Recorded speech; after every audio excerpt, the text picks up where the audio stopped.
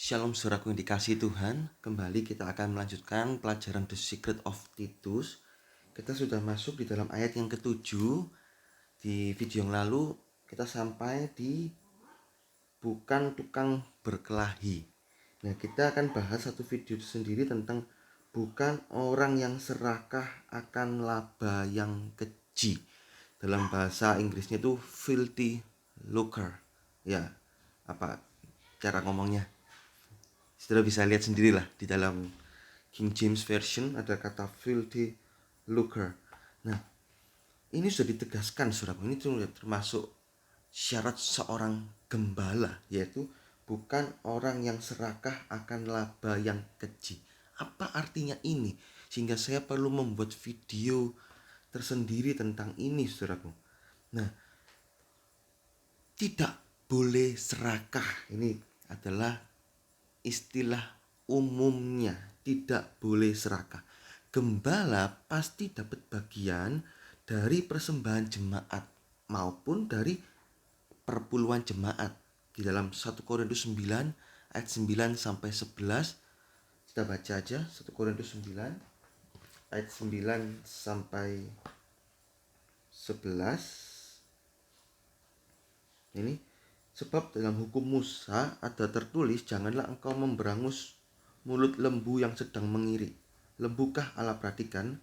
Atau kitakah yang ia maksudkan? Ya, untuk kitalah hal ini ditulis, yaitu pembajak harus membajak dalam pengharapan dan pengirik harus mengirik dalam pengharapan untuk memperoleh bagiannya.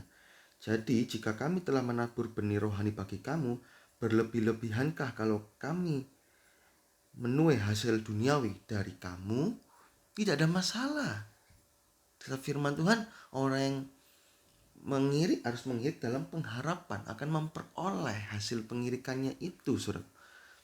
Tetapi yang menjadi perhatian di sini adalah seringkali hamba-hamba Tuhan itu mematok atau punya tarif, pasang tarif dalam pelayanannya. Ini yang jadi berdosa, yang salah.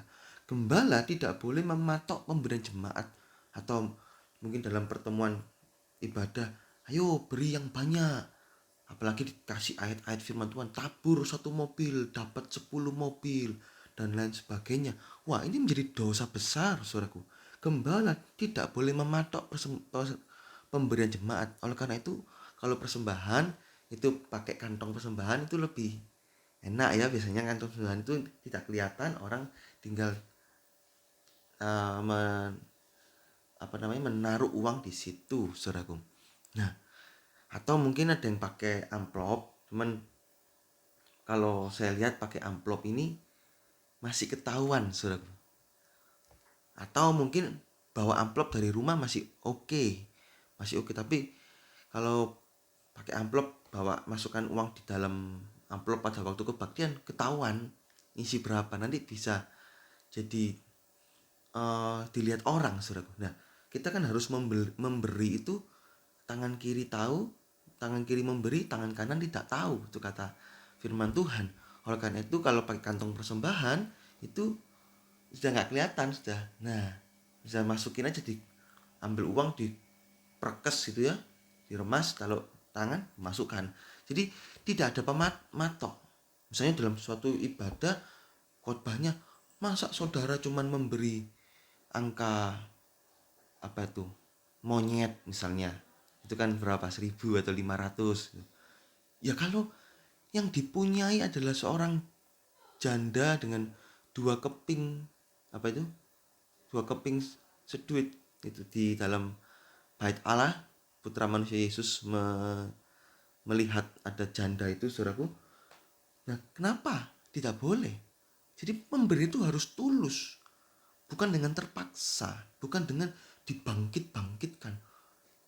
Dibocorkannya loh, perpuluhan terbesar.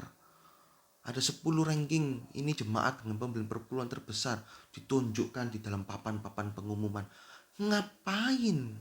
Itu jadi dosa, saya katakan dengan tegas. Menjadi salah, saudaraku.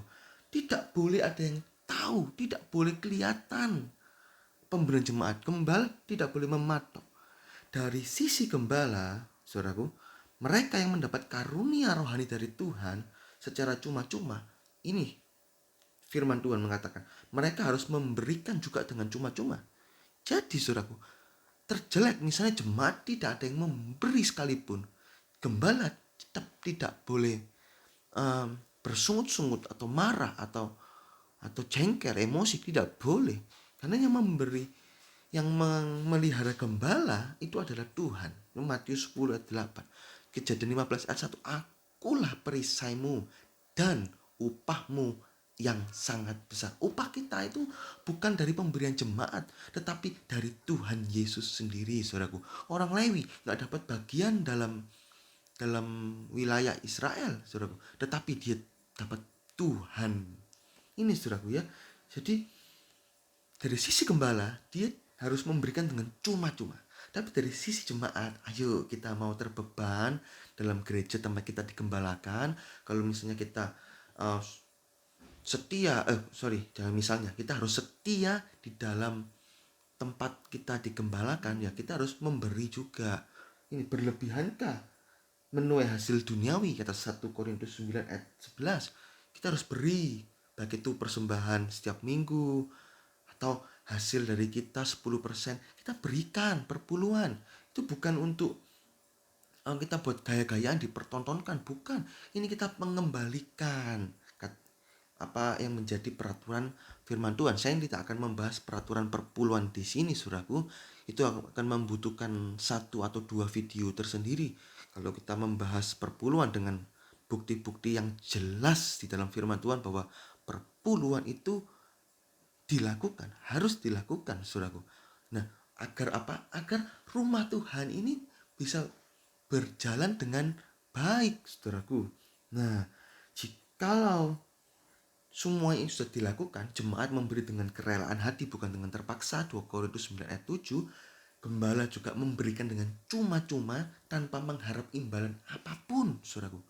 Bahkan kalau kita diundang, misalnya kita sebagai hamba Tuhan, kita diundang pelayanan, tidak diberi apapun, air putih pun mungkin gak diberi, saudara. Kita gak boleh marah, kita harus bersyukur karena kita adalah hamba-hamba yang gak berguna, hanya melakukan apa yang harus kita lakukan. Yohanes 17 ayat yang ke-10, saudaraku. Nah ini, ayo, jikalau sudah berjalan seperti ini, maka penentuannya dari Tuhan. Tuhanlah yang akan menggerakkan umatnya agar bisa memberi gereja Tuhan, sehingga gereja Tuhan tidak berkekurangan. Gereja Tuhan yang betul, bukan gereja uang.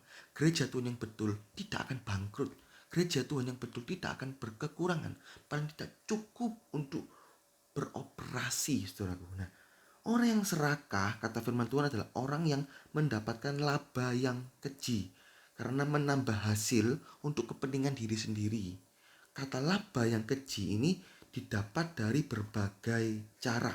Saya tulis di sini ada 3 cara laba yang keji. Kita mau perhatikan di sini sebagai seorang hamba Tuhan, jangan sampai kita termasuk mendapatkan hasil laba yang keji. Yang pertama, memasang tarif persembahan. Tidak boleh terang-terangan masang tarif persembahan. Kalau saya diundang, saya minimum harus mobil Alphard atau Velfire, atau minimum Fortuner. Saya nggak mau naik taksi atau naik taksi online. Saya nggak mau. Saya mau naik yang mobil mewah. Terus kalau diundang ke tempat gereja kecil, saya nggak mau. Saya mau tempat gereja besar atau di hotel. Terus minimum saya kalau diundang di luar kota, minimum saya hotel harus bintang 5 atau bintang 4. Dan disediakan semua fasilitasnya. Juga minimum tarif kalau sekali saya khotbah itu ya 5 juta. Lu. Itu dari mana? Kita ini hamba yang gak berguna. Harus melakukan apa yang harus kami lakukan. Kata Yohanes 17 ayat 10.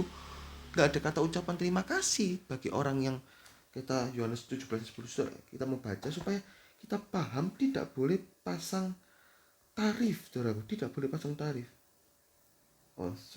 Lukas 17, bukan Yohanes 17. Lukas 17 ayat 10. Demikian jugalah kamu, apabila kamu telah melakukan segala sesuatu yang ditugaskan kepadamu, hendaklah kamu berkata, kami adalah hamba-hamba yang tak berguna, kami hanya melakukan apa yang harus kami lakukan. Ayat 9.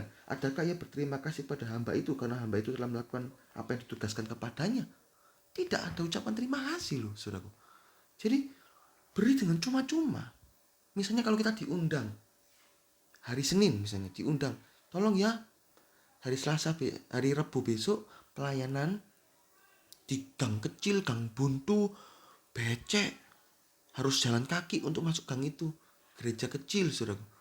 Kita mengiyakan. Tiba-tiba sorenya itu ditelepon, tolong ya pelayanan di hotel bintang 5, nanti dijemput Velfire. Nah, kita kan sudah janjian dulu dengan yang gereja kecil. Kita harus mentaatinya yang gereja kecil. Kita harus berani tolak gereja besar itu. Jadi yang dimaksud ini bukan kita tolak gereja besar, tapi yang didahulukan yang mana. Tapi kalau gereja besar sudah membooking dulu, di baru gereja kecil, ya kita tidak boleh menolak gereja besar. Kita harus bilang kita sudah ada pelayanan lebih dulu, gitu loh. Jadi mana yang dahulu kita terima, itu yang harus kita taati, saudaraku. Jangan gara-gara, waduh, aku sudah terlanjur mengiyakan gereja kecil, tapi diundang gereja besar, wis gereja kecil tak tolak saja, saya diundang gereja besar, honornya lebih besar. Nah, itu jadi dosa di hadapan Tuhan. Dosa besar. Oleh karena itu, tidak boleh pasang tarif. Jika diberi persembahan, maka itu semua penentuan dari Tuhan, besar kecilnya. Tidak boleh pasang tarif. Sama sekali nggak diberi persembahan pun, tetap bersyukur, tetap dilayani dengan sungguh-sungguh, saudaraku. Tidak ada perbedaan pelayanan dari tidak diberi persembahan maupun diberi persembahan. Itu pertama. Kalau kita punya hati yang pasang tarif, laba yang keji. Kedua, memalsukan firman Tuhan untuk menarik uang persembahan sebanyak mungkin. 2 Korintus 4 ayat yang kedua. Tadi yang bagian pertama memasang tarif itu Matius 10 ayat 8. Beri cuma-cuma, mendapat cuma-cuma, beri cuma-cuma. 2 Korintus 4 ayat 2. Tetapi kami menolak segala perbuatan tersembunyi yang memalukan. Kami tidak berlaku licik dan tidak memalsukan firman Allah. Sebaliknya kami menyatakan kebenaran dan dengan demikian kami menyerahkan diri kami untuk dipertimbangkan oleh semua orang di hadapan Allah. Gembala yang memakai ayat-ayat firman Tuhan untuk mendorong jemaat memberi persembahan dengan cara yang salah, maka itu berarti memalsukan firman Tuhan yang seharusnya berarti kebenaran Allah, tapi dipalsukan menurut kebenaran sendiri. Roma 10 ayat 2 sampai 3. Misalnya ini ada hamba Tuhan kata, ayo tabur, menuai berkali lipat ganda sampai sangat kaya. Kejadian 26 ayat 12-13 seperti Ishak ini, saudara ya. Kejadian 26 ayat 12 dan 13. Ya, Ishak mendapat 100 kali lipat, 13, menjadi kaya kian lama kian kaya, sehingga ia menjadi sangat kaya. Ayo tabur terus. Waduh, jemaat dibombong, digugah. Ya sudah tabur. Ternyata hasilnya tidak ada. Kecewa akhirnya. Waduh, Kristen itu duit tok ya isinya ya. Kristen ini bohongin orang untuk mendapat keuntungan. Nah, padahal yang salah itu adalah pribadinya, oknumnya, bukan firman Tuhannya. Firman Tuhan tidak salah, saudaraku, tapi oknumnya. Ayo tabur, akan dapat 5 mobil.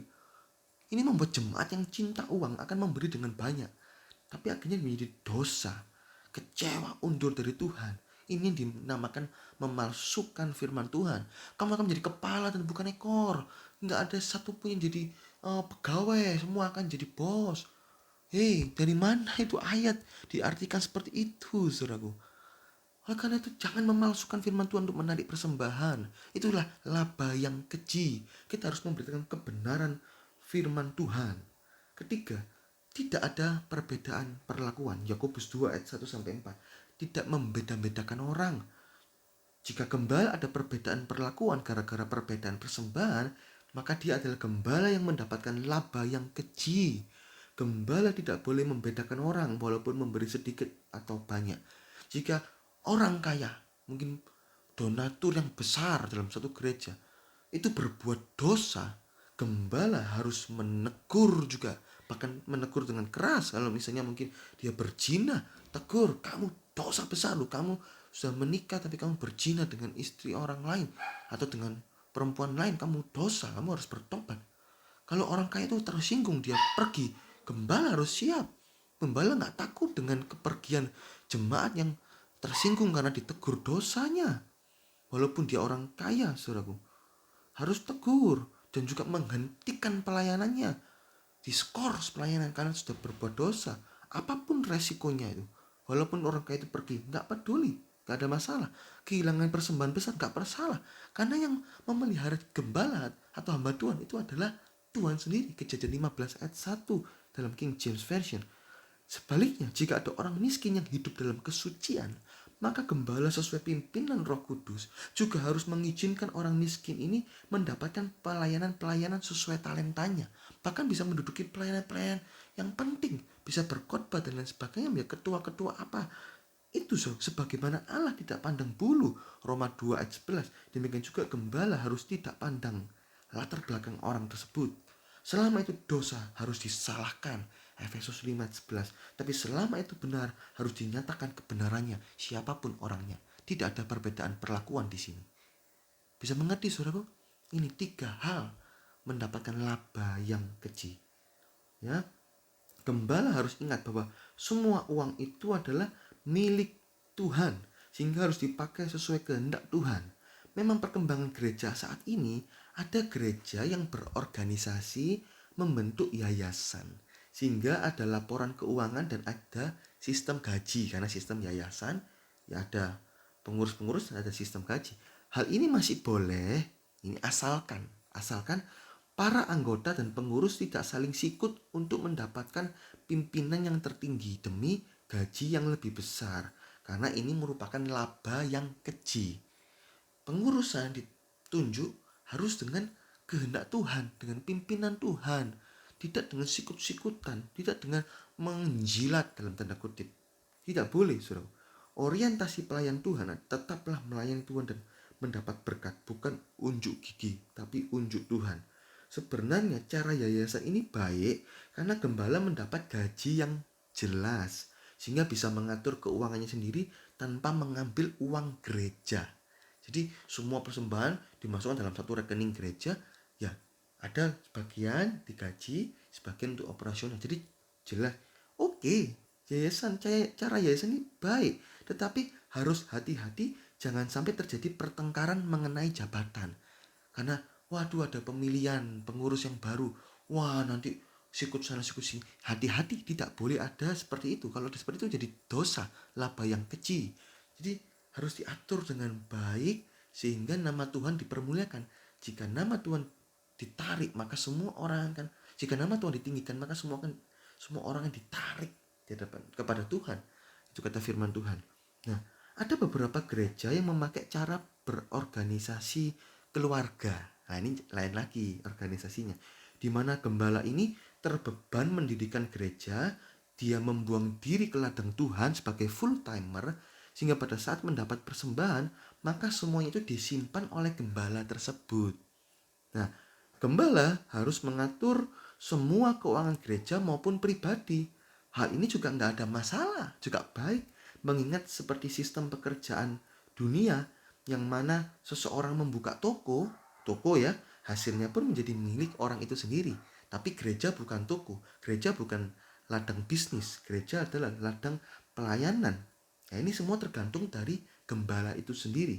Gembala membuka gereja sebagai pekerjaan untuk mendapatkan keuntungan atau untuk murni pelayanan. Kalau untuk mendapat keuntungan itu jadi dosa besar, jadi laba yang keji. Tapi jika itu murni pelayanan, maka itu tidak dosa di hadapan Tuhan. Mungkin gerejanya bertambah besar dan keuangannya makin banyak. Hal ini juga tidak menjadi masalah karena penentuan besar kecilnya gereja itu dari Tuhan, saudaraku. Di pihak gembala tidak ada hati mencari untung dalam gereja, seperti yang sudah saya jelaskan tentang laba yang keji. Gembala memakai uang persembahan untuk pribadi secukupnya dan untuk jemaat sisanya, tetapi semuanya itu harus sesuai firman Tuhan. Memang sistem keluarga ini seringkali tidak transparan, karena seperti halnya organisasi yayasan, tidak seperti organisasi yayasan yang ada laporan keuangan jelas. Tapi kalau sistem keluarga ya tidak transparan, saudaraku. Tetapi jika gembalanya itu tulus, saudaraku, maka tidak menjadi soal. Yang penting tulus hati, nggak ada masalah. Kita bertekun setia dalam suatu gereja keluarga, itu tidak masalah, saudaraku. Yang penting gembalanya tulus, buah-buah hidupnya jelas, sesuai firman Tuhan, oke, nggak masalah kita beri, saudaraku, nggak ada masalah, walaupun tidak transparan. Tetapi akan lebih baik jika sistem keluarga ini bisa diubah menjadi lebih teratur, seperti kata Yunaninya oikonomos. Apa artinya gereja dengan sistem keluarga ini diatur lebih teratur? Saya tulis di sini ada 6 hal. Ada 6 hal. Yang pertama, semua memakai sistem penggajian, termasuk gembalanya sistem penggajian. Sisanya masuk rekening resmi gereja. Jadi walaupun kalau seperti halnya kita buka toko, walaupun gereja bukan ladang bisnis ya, buka toko harus dipisahkan antara pengeluaran pribadi dengan pengeluaran toko. Toko itu ada penghasilan, semua masuk ke rekening toko. Dan pemilik toko harus mendisiplinkan diri dengan mengambil gaji. Misalnya saya per bulan akan mengambil gaji 3 juta. Prinsip. Jadi nggak boleh. Walaupun hasil bulan itu dapat 10 juta, nggak apa-apa. 7 juta dimasukkan rekening toko, 3 juta disimpan untuk pengeluaran keluarga. Dan semakin terus melipat semakin banyak, boleh mengambil lebih. Nah, ini saudaraku, ini adalah sistem toko. Tapi gereja sama sekali bukan ladang bisnis, saya ulangi sekali lagi. Walaupun demikian, sistem penggajian ini tetap sistem yang baik. Gembala, oke, karena saya full timer ya sudah, saya berpada dengan apa yang ada. Saya hanya ambil gaji sekian untuk cukup dengan anak saya dan keluarga saya, bisa menyekolahkan anak, bisa menguliahkan anak, oke. Sisanya masuk rekening resmi gereja, sehingga semua untuk keperluan jemaat, saudaraku. Ini ya. Kedua, ada sistem proporsional antara pribadi gembala dengan kepentingan jemaat. Misalnya 10% untuk pribadi gembala, 90% masuk rekening gereja. Loh, kok seperti itu? Ya, saya membuat video ini berlaku subjektif. Ada gembala yang mengambil pribadi 30%, 70% untuk masuk rekening gereja, terserah. Yang penting tulus dan bertanggung jawab di hadapan Tuhan. Tidak ada masalah. Ini hanya penulisan saya, pengertian saya ini sini 10% pribadi, 90% masuk rekening gereja. Ada yang gembala sangat terbatas, yang hanya dari persembahan jemaat saja cukup untuk makan. Ya maka pastinya 100% masuk pribadi, tidak ada masalah. Misalnya di desa-desa jemaat memberikan bahan pokok bukan uang, ya sudah diterima, tidak bersungut-sungut. Waduh, getun, menyesal kok jadi gembala. Oh, tidak ada kata penyesalan. Kalau sudah membuang diri di ladang Tuhan full timer, harus ditekun dengan baik, karena upahnya itu Tuhan. Tuhan akan memelihara, gak akan berkekurangan kok, saudaraku. Jadi boleh 100% masuk gembala. Jadi yang gak ada untuk rekening jemaat apa gak ada, ya gak apa-apa. Karena memang terbatas sekali, untuk makan saja pas-pasan, ya sudah gak apa-apa. Itulah hasil dari gembala yang menceburkan diri di ladang Tuhan. Jadi dia berhak dapat 100% dari hasil jemaat. It's okay, tidak ada masalah. Yang penting tulus dan bertanggung jawab di hadapan Tuhan. Ketiga, semua pengeluaran untuk kepentingan gereja tercatat detail dan ada anggarannya agar bisa terrealisasi. Jika tidak ada anggaran, maka tidak akan terrealisasi. Akibatnya bisa jadi batu sontohan di mata jemaat. Misal, mau memberi keyboard karena keyboardnya sudah rusak, maka harus dianggarkan sesuai kapasitas keuangan gereja. Cari di toko keyboard harga berapa sih yang cocok dengan kondisi gereja kita, nggak terlalu mahal kan karena kita gereja pas-pasan. Oh, 2 juta, oke, cukup.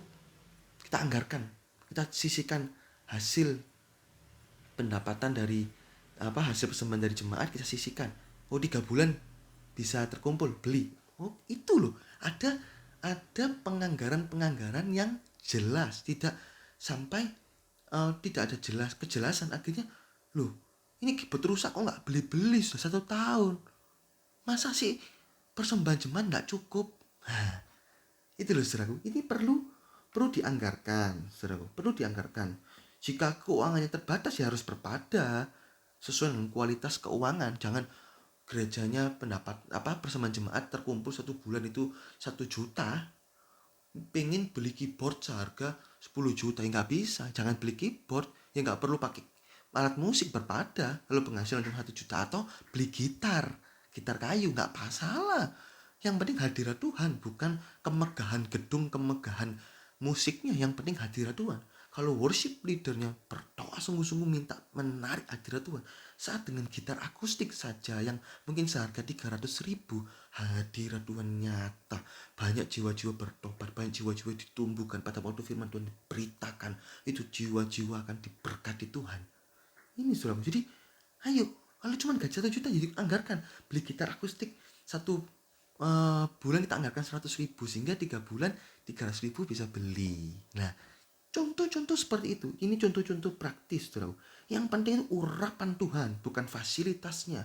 Tapi jika Tuhan izinkan mempunyai fasilitas yang lebih baik, bersyukur. Tapi jika tidak, tetap harus bersyukur. Harus ada anggaran-anggaran. Jadi gembala harus bisa menganggarkan. Oikonomos, mengatur rumah tangga, wakil Allah.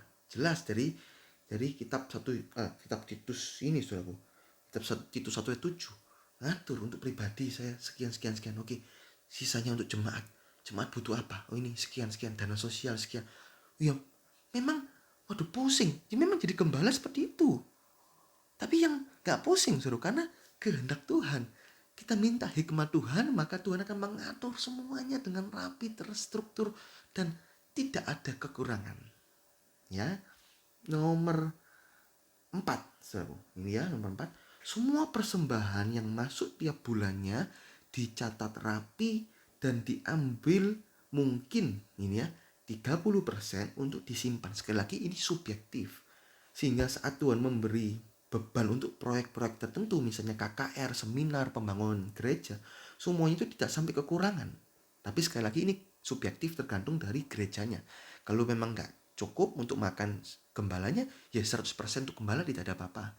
Tapi kalau bisa memang ada sedikit diambil untuk disimpan, sehingga waktu-waktu butuh apa bisa diambil dari kas cadangan ini, saudaraku.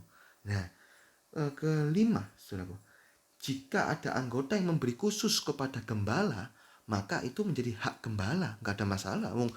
Ada jemaat, saya berikan sepatu buat ya oke, menjadi hak gembala. Tetapi akan lebih baik jika punya rekening resmi gereja agar bisa dipantau pemasukan dan pengeluaran. Misalnya, saya mau memberi pribadi khusus buat buat tante, buat koko, buat cece kalau gembalanya masih muda, atau buat bapak, buat ibu. Khusus pribadi, saya minta rekening pribadi, it's okay, gak ada masalah. Tapi gereja harus punya rekening yang umum, jemaat resmi. Kalau memberi persembahan ke rekening resmi, memberi perpuluhan juga ke rekening resmi, memberi apapun ke rekening resmi. Jika ada terbeban khusus, boleh ke pribadi gembala.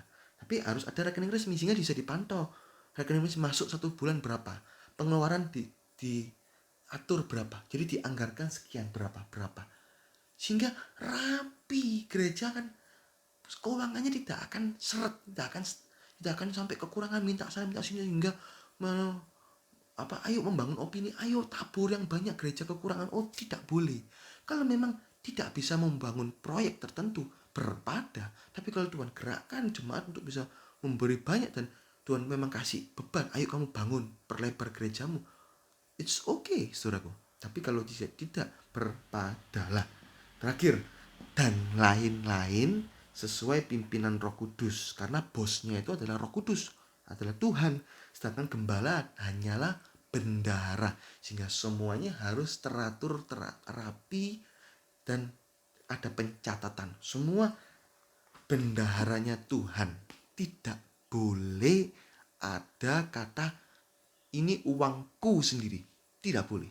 Gembala itu oikonomos, pengatur rumah tangga, wakilnya Allah. Semua pendapatan persembahan jemaat harus diatur rapi mungkin, sesuai kehendak Tuhan, sesuai firman Tuhan, sesuai apa yang saya sudah jelaskan di awal-awal tadi ya.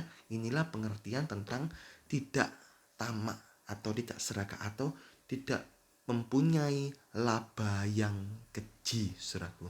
Ya, ini sedikit kenapa kok kita perlu belajar ini? Karena ditulis dalam Titus 1 ayat 7, wakil Allah tidak mempunyai laba yang keji. Kita harus belajar tentang organisasi gereja. Ya, puji Tuhan, Tuhan Yesus memberkati.